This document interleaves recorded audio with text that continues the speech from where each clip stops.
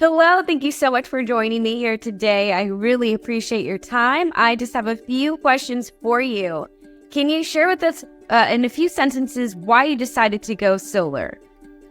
Well, with everything going electric nowadays and electricity is going sky high, solar seems to be the option, and it's also better for the environment. So hopefully it will decrease my bill. We'll see as time goes on. I'm sure it will. Fantastic. And can you share with us some advice you would give to anyone new to going solar? Just to know that if you are planning on having it for the summer, start in winter because it is a process and it does take time. Right. Absolutely.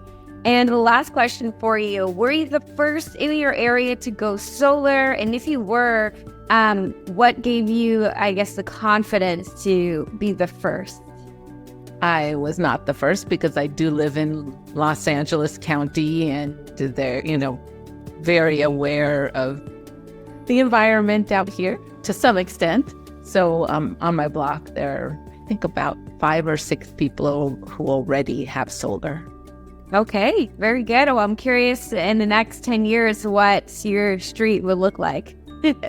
Probably all solar. Hopefully. All right. Well, thank you so much for answering these questions for us today.